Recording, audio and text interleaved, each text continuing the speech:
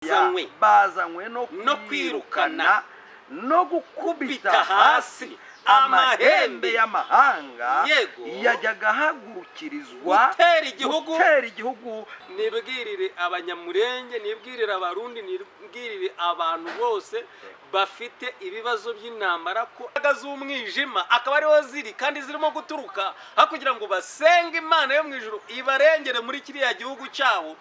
Reka mvuge ngo hari izina ribi uyu muntu Imana imukuyeho ishyizeho izina ryiza, ngo Satani agambiriye gutezamo ikintu cyitwa intambara abantu bagapfa ari benshi.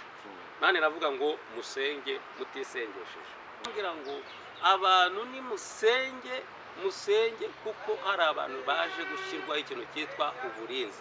Dufite ingunzu, dufite ingegera muri uyu murimo w'iki w'Imana.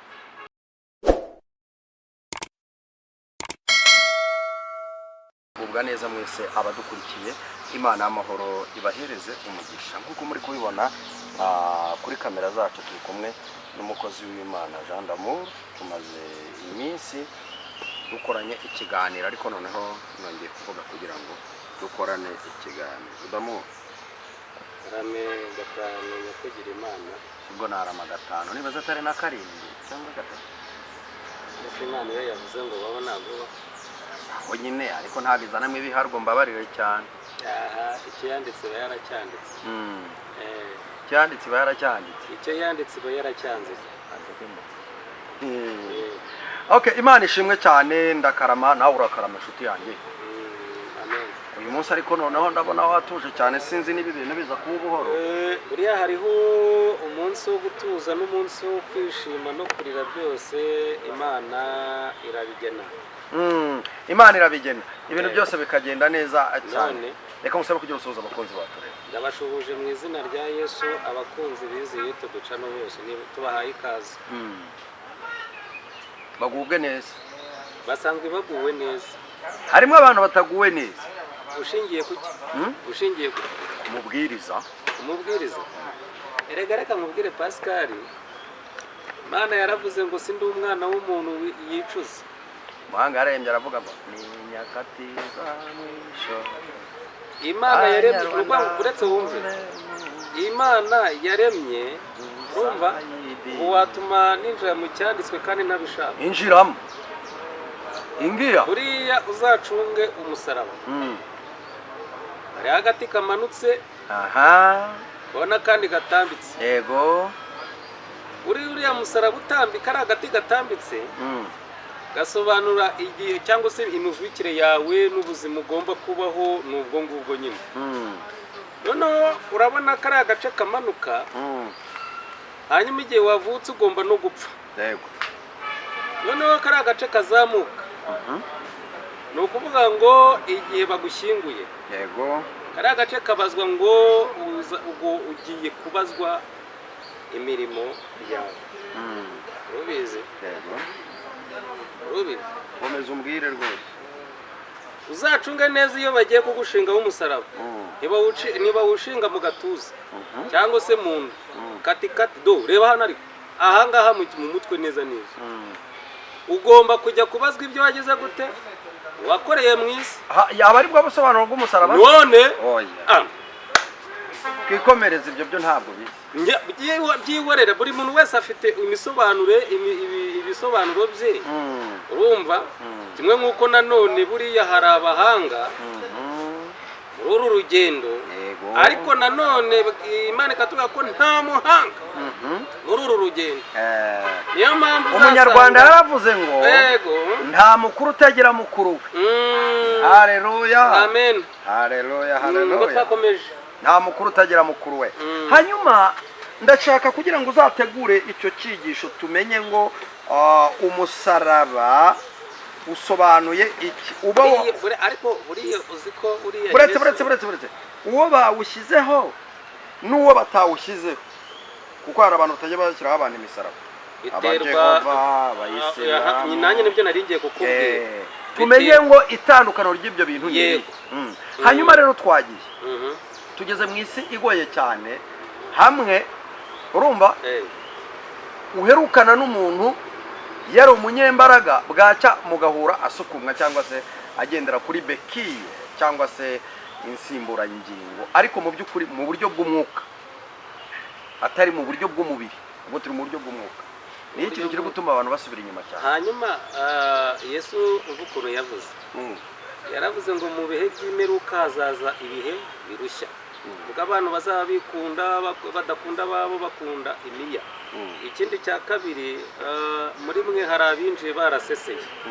Hanyuma nimba waramenye Kristo ukitandukanya na Kristo, menya ngo wapfuye mu buryo bw'umwuka. Dufite abantu bapfuye mu buryo bw'umwuka, bapfuye bagenda ari intumwa mu buryo bw'umwuka, ariko bapfuye mu buryo bw'umwuka bagenda ari intumbi, barashyinguye kera ku buryo Imana yikoreye ikabona uri intumbi iri aho ngaho, nubwo ugenda uri muzima ariko uri intumbi. Rero dufite abantu Imana yapfushije ariko bagaragara nk'aho bari ari intumbi. muri make Imana yapfushije rimwe se ahubwo iracyapfuye kandi no kuva na kera yarapfushe ubwo bamwihakanaga bakamwita umwami wa Zerubabeli. Ariyo mpamvu ubona uyu munsi wa none urwangano rwavuye mu bantu, damu reka rwinjiye mu bantu, urukundo rwavuye mu bantu, urwangano ruri mu bantu, urukundo rwararangiye. none ugasanga wari umukirisitu ugasanga byararangiye nta kinarana. Usibye ko Yesu yaravuze ngo nimuba muri njye amagambo yanjye akaba mwe musaba icyo mushaka muzagihabwa, tunaniwe gusaba neza. Damuru we ndakumva umunyamasezerano cyangwa se kugira ubyumve neza, umuntu wavuzweho n'Imana n'umuntu utaravuzweho n'Imana ushobora kurwana agatsinda ni iyo bose barwanye. bose bararwana, ariko cyane cyane uwavuzweho n'Imana, umuntu ufite isezerano ry'Imana ujye umwitonda, ashobora gutsinda cyane. Hanyuma iyo bose bavuzweho n'Imana, n'Imana bikagenda gute? bakarwana. Yesu avuga ati Imana yarambuye. Oya, buriya hari Imana nyinshi, ntabwo wamenya iyo Mana akorera iyo ari. Wowe ushatse kubizana mu busesengo. Oya, ariko njye navuze Imana yaremye ijuru n'isi. None se ntabasenga bose bari mu masezerano, nabasenga se ryangombe ryangombe ntibamusenga. Aha, itecekiri. None se nabasenga izuba cyangwa inka cyangwa ibiki ko wajya ubu se nabasenga za Dagoni na za Bayana na za Shera. None ntibazita Imana se? Imana ni nyinshi, ahubwo urambaza iyihe Mana? Ngewe iyo mvugura hanyuma iyo uvuga umuntu wese uzi Imana ye, urumva ahamya Imana nk'uko iri. Ariko umuntu uzabona neza umuntu witandukanya na ya Mana yamukuye muri Egiputa iyo ngiyo, ukabona yarihindanye cyangwa se yarahindutse, ujye umenya ko uwo muntu atakurikiye Imana. Icecekere wa intambara ziva. Intambara ziva he? Intambara za hano ziva kutamenya Imana. Umuntu wamenye Imana ntagira ishyari, umuntu wamenye Imana ntagira urwangano, umuntu wamenye Imana ntabwo yakwica mugenzi we. Ariko umuntu utarigeze umenya Imana, icya mbere iyo Satani amweretse ko Damuru agomba gupfa aramwica, urumva. Ikindi cya kabiri, intambara buriya uzareba intambara ya Kongo cyangwa ya mama 23 na FARDC, bamwe bashaka kugira ngo babone amahoro mu baturage. Ubwo ndavuga kuri mama 23. Noneho FARDC nayo ikarwana ishaka kubuza amahoro abaturage. Urumva itandukaniro? Ni nayo noneho nitubifata mu buryo bw'umwuka, niyo mpamvu umukristo wese arwana kugira ngo adapfa mu buryo bw'umwuka, ahubwo ahora ashaka gutera imbere kugira ngo Imana ibe yamuteza intambwe imwe ajya ku yindi. None akarwana no kugira ngo agakiza kabonerwa muri Kristo Yesu kaganze kuri we. Buri muntu wese avuga ngo ahora agenda muri yandi ndirimbo ivuga ngo ngende umukristo kandi zahora banyumva. Ariko nubona umukristo urimo ufite ishyari, umenye ko yinjiriwe na Sekibi, ari we se Satani. Niyo mpamvu Yesu yavuze ngo mwabana b'incira kugira ngo se nta bana b'inshira bari mu murimo w'Imana barimo nuko rero ntabwo wambaza ngo intambara ziva hehe kandi bagitera bahari none Damuru reka tukwakira tugezeho message watuzanye wansomera amagambo ari muri Zekariya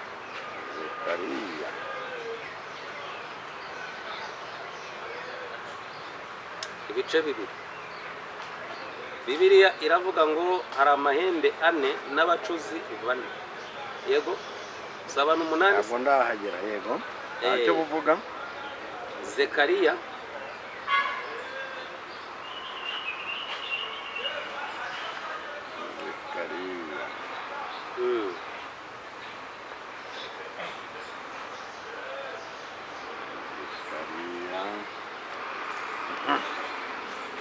icyo bingahe ibice bibiri. Ni Zekariya ntabwo ari Zefani. Zekariya ibice bibiri. Hanyuma dusomere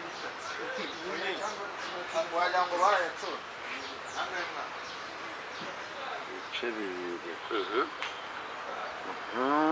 hanyuma dusomere ndahera ku murongo wa mbere. soma twumve umutwe w'amagambo. Ntabwo ndi gusomera muri telefone. Yego ariko umurongo wa mbere uravuga ngo maze nubura amaso ngiye kubona mbona amahembe 4. Amaki? Amahembe 4. Aho ngaho uribaza ngo ni amahembe aya ngaya bagurira mu isoko cyangwa se amahembe y'inka? Ndagira ngo oya dukomeze turabisobanuranye. Mbaza marayika twavuganaga nti biriya ni ibiki? Aransubiza ati biriya niyo mahembe yatatanije abayuda n'abisiraheli n'abi Yerusalemu. Witeka anyereka abacuzi 4. Komeza. Ndavuga nti bariya bazanywe n'iki?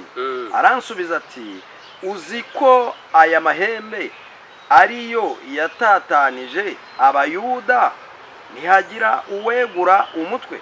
None rero bariya bazanywe no kuyirukana no gukubita hasi amahembe y'amahanga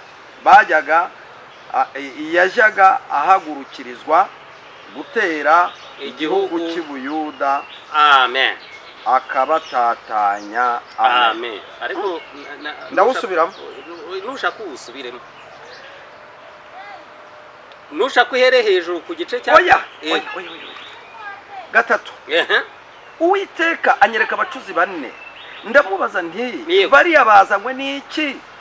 Aransubiza ati uzi ko ariya mahembe ariyo yatatanije abayuda ntihagira uwegura umutwe. None rero bariya bazanywe no kwirukana no gukubita hasi amahembe y'amahanga yajyaga ahagurukirizwa gutera igihugu cy'abayuda akabatatanya. Gusa nshatse sinanasoreza naho ngaho. Ndafashijwe maze ndore. Nshatse sinanasoreza aho ngaho.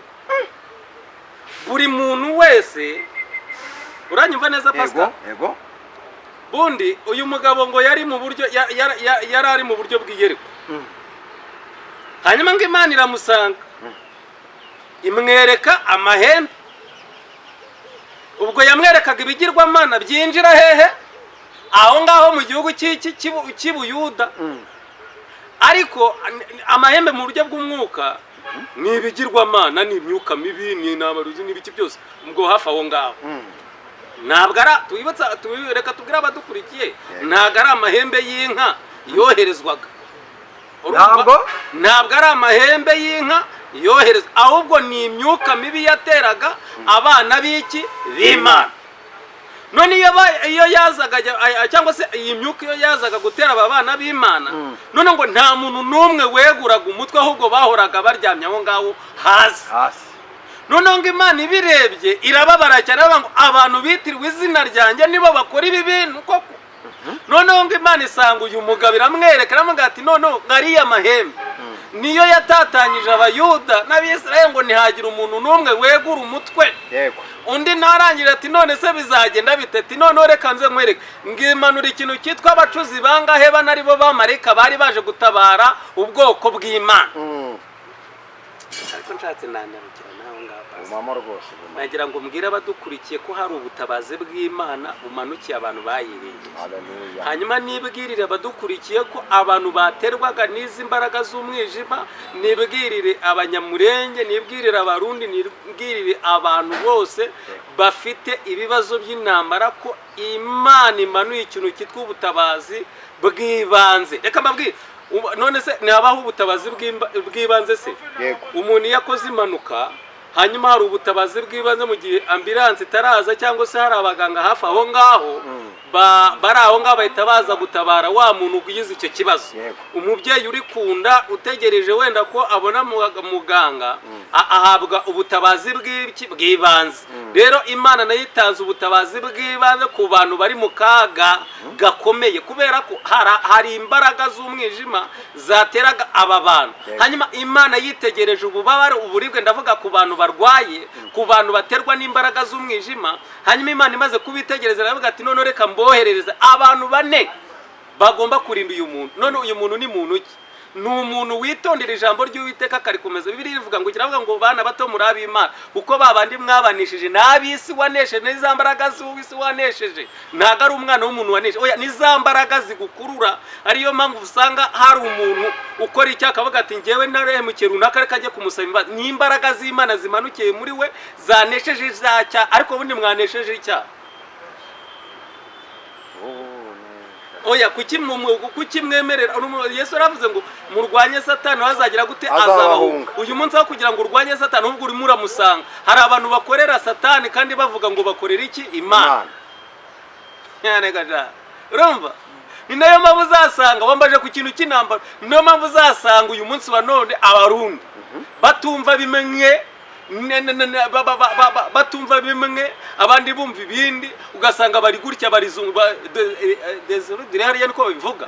yego ugasanga yego bari mu kavuyo aho kugira ngo bininire bisuzume, ugasanga kumbi Satani yahagurukirije ya mahembe za mbaraga z'umwijima, dore ko zariho zibereye za mbaraga z'umwijima akaba ariho ziri kandi zirimo guturuka aho kugira ngo basenge Imana yo mu ijuru ibarengere muri kiriya gihugu cyaho, ugasanga ahubwo bari muri shu. rero Imana aragira ngo nibwirire abadukurikiye bari i Burundi. ninjira muri message ubundi nigendera. yego niyo mpamvu nibwirira abantu bari i Burundi, umurundi kazi, umurundi ahari hariho hose Imana imushyizeho ikintu cyitwa uburinzi bukomeye, kubera ko hari imbaraga zari zaratatse uyu murundi n'umurundi kazi aho ari kugira ngo igitutsi. yego reka mvuge ngo hari izina ribi uyu muntu Imana imukuye ishyizeho izina ryiza. hari igihe cyari kigiye kugera umurundi yatambuka bakamuvugiriza iki? induru. bitewe n'iki? na za mbaraga zahagurukirizwaga kurwanya ubwoko bw'iki? bw'Imana. none wumva ikintu cyabaye ngo uyu mugabo witwa Zekariya ngarangije kureba hagati, none se bariya bamarayika bo bazanywe ni Imana iramuga ati bariya bo bazanywe n'ibintu bingahe bigera muri 3. iti cyambere ni ikihe? bazanywe no kwirukana. ariko mvuge ngo amen. amen. bazanywe no kwirukana imbaraga mbi ziri mu bantu. uri gusobanukirwa? uri kukumva cyane. none ibaze kuba uri umwana w'umukobwa, yego uri mwiza, warize, uteye neza, yego nibyo, ariko urakora bikagenda nabi, cyangwa se nta n'akazi ufite uficaranye za diplome, ariko nubwo uri mu mahanga byaranze, ariko nubwo uri mwiza byaranze, urayatereka ukarerembura ukisiga bikanga. ariko nagira ngo mbwire izo ni za mbaraga zagize zoherejwe ku buzima bwawe kugira ngo uzitsinde. rero biragusaba iki? biragusaba kwizera no gusenga Imana n'urukundo rwawe rwose, hanyuma ufite guca bugufi muri wowe apana kwikakaza. no kwiyemera. ngo ngewe ngo narize, ngo ngewe ngo nzashaka umugabo wize, ngo ufite inzu, ngo ufite imodoka. Wowe ufite iki? Ugasanga nta umukobwa ariko ntabwo wize, ariko ngo urashaka ngo wize gute se? Ugasanga uri umuntu w'umusore ngo ngewe ngo nzashaka umugore, ngo umukobwa wize, ngo umukobwa ufite imodoka, ufite inzu. Hanyuma reka nkubwire, ayo matuza yawe ntabwo ari yo yubaka urugo. Ubwenge bwawe ufite ntabwo ari bwo bwubaka. Bibaye byiza umuntu wize, reka nkubwire Pascal, umuntu wize iyo afite ubwenge bw'isi n'ubw'Imana, vuga ngo iki kintu kirakora. Iki kintu kirakora wa. Reka mbisubiremo, umuntu wize iyo ugize umugisha ukaba ufite n'ubwenge bw'Imana, ibi bintu uko ari bibiri biragutunga. Kabiri, umuntu wasenze Imana by'ukuri nta buryarya, Imana imubesha aho atakagombye kwibesha. Basubira inyuma ugasanga abantu bari mu matiku n'amagambo no gusebanya, abandi barangariye mutabafite umumaro. Ngo icyo gihe ngo Satani yatumaze gutegura ngo igitero simusiga cyo kurahura ubwenge mu mitima y'abantu b'Imana. Ndabwirwa ngo ni musenge, ndongera ndabwirwa ngo umuntu wese uzi ko ari umurundi asengere igihugu cye, kuko uyu munsi wa none ngo Satani agambiriye gutezamo ikintu cyitwa intambara, abantu bagapfa ari benshi. Mane iravuga ngo musenge mutisengesheje. Ariko ubundi mwasenze abantu b'Imana nibasenga. Mwasenze bundi ni iki gituma mudasenga? Insengero zirafunze. Nimba zifunze umutima wawe urafunze, ko nta rwitwazo muzagira imbere y'Imana. Ngewe ngo insengero barazifunze n'ubundi ubusereka nkubaza. Erega Imana yifunze nta ufungura, niyo yafunze. Yari yarabivuze igihe gitose. Ibyo byo ntunabitindeho rwose. Uranyumva?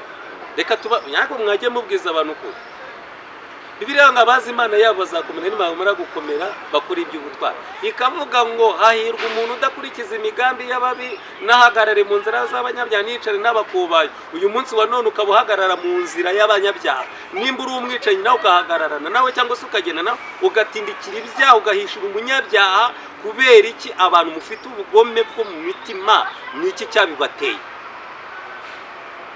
Mwasenze Imana ikabaha urukundo, ikabagirira neza. Kandi ugasanga ikindi cya kabiri, ugasanga uyu munsi wa none kugira ngo wizere Imana, wizera umwana w'umuntu vraiment wakizeye Imana, aho kugira ngo mushake nyiri bitangaza murajya gushaka ngo umupastori ngo ukora ibitangaza. Nawe imagine aho kugira ngo ujye gushaka nyiri gitangaza, aho urajya gushaka ukora ngo pastor ngo ukora ibitangaza. Reka mubwire ngo Yesu yatangaga imikati igihe kimwe, ariko mvuga aka kantu dusoza.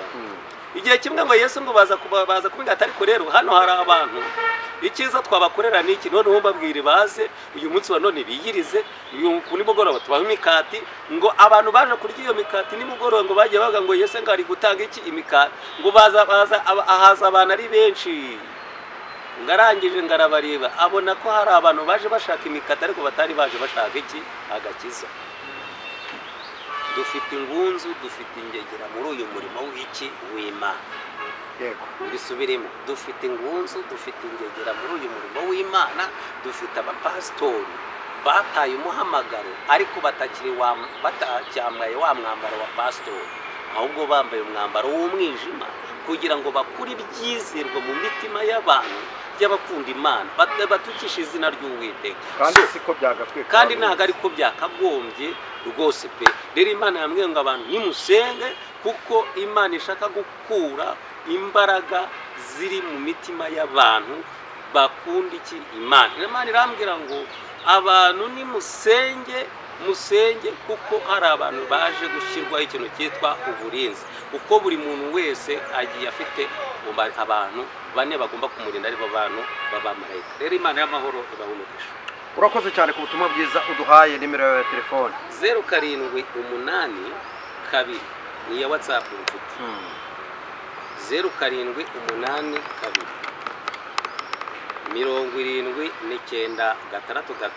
79 nzisubiremo 0782 79 12. Imana y'amahoro ibamere umugisha. Shalom. Shalom. Shalom.